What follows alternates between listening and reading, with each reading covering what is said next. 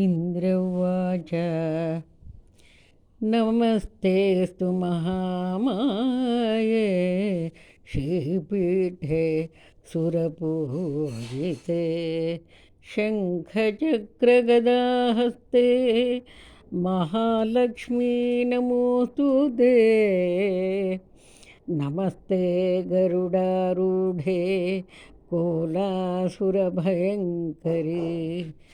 सर्वपापहरे देवी महालक्ष्मी नमोऽस्तु ते सर्वज्ञे सर्ववरदे सर्वदुष्टभयङ्करी सर्वदुःखहरे देवी महालक्ष्मी नमोऽस्तु ते महालक्ष्मी नमोऽस्तु ते सिद्धिबुद्धिप्रदे देवी भुक्तिमुक्तिप्रदायिनी मंत्रमूर्ते सदा देवी महालक्ष्मी नमोऽस्तु ते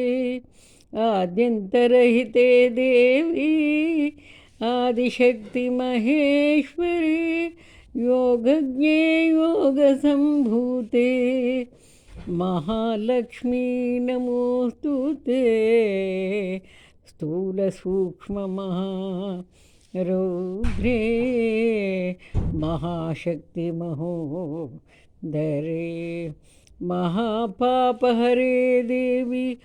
महालक्ष्मी नमोऽस्तु ते पद्मासनस्थिते देवी परब्रह्मस्वरूपिणी परमेशी जगन्माता महालक्ष्मी नमोऽस्तु ते श्वेताम्बरधरे देवी नानालङ्कारभूषिते जगस्थिते जगन्माता महालक्ष्मी नमोऽस्तु ते महालक्ष्म्यष्टकं स्तोत्रं यः पठेत् भक्तिमान् नरः सर्वसिद्धिमवाप्नोति राज्यं प्राप्नोति सर्वदा एककाले पठेत् नित्यं महापापविनाशनम् द्विकालं यः पठेन्नित्यं धनधान्यसमन्वितः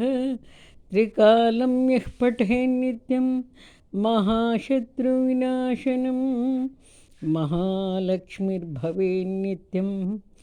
प्रसन्ना वरदा शुभा इति श्रीमहालक्ष्म्यष्टकं सन्मङ्गलानि भवन्तु।